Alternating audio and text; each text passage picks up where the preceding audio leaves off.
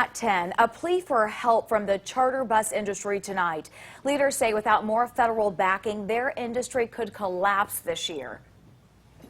So we're asking that we not be forgotten and that we do receive the help we need so that when you do this again, we're still here and we're available to help the public as we always have. Right now, charter bus workers from around the country are preparing for a mass demonstration next week in Washington, D.C. It is to get the attention of lawmakers for more financial aid.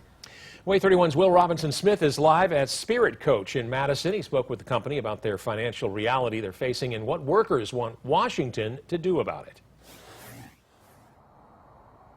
Well, as businesses have been reopening over the past week or so, charter buses like these behind me have remained dormant and parked here. They're part of an ecosystem of industry that relies on large gatherings. Think of things like concert venues and football. But with the uncertainty surrounding those businesses and events and not knowing when they'll return reliably, bus owners like the folks here are nervous for their future.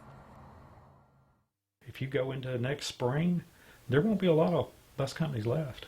No, I just don't see a lot of bus companies that have that kind of capital to hold themselves over.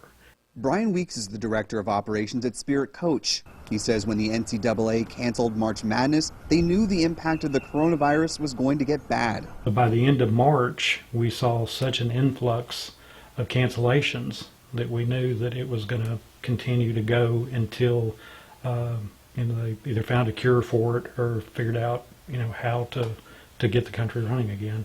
So far, more than $800,000 worth of charters scheduled through June have canceled. They said they've been able to get some funding through the Paycheck Protection Program, but more than 3/4 of their staff have filed for unemployment.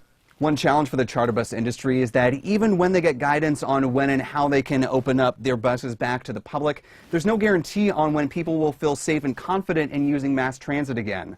Plus, they have the added challenge of, if they're operating buses with 50% or less capacity, finding the right price point that's enough for them to survive financially, but isn't too expensive to price out their customers. The other thing is, with people being out of work for so long, they're not going to want to take the money out of their account and send their son or daughter to Disney World or wherever on a charter bus. Next Wednesday, charter buses from around the country will mobilize in Washington, D.C., lobbying for either grants or an extension of the PPP.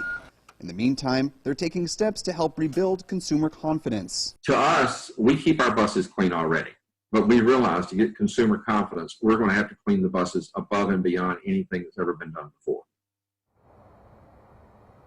Now, charter bus owners say that beyond the things that we've spoken about, like events and concerts that their buses are used for, it's also a matter of public safety if their industry goes down, because buses like these are used during disasters like hurricanes in order to shuttle first responders and volunteers in and bring people out that need to escape to safe refuge. Reporting live in Madison, Will Robinson Smith, WAAY 31 News.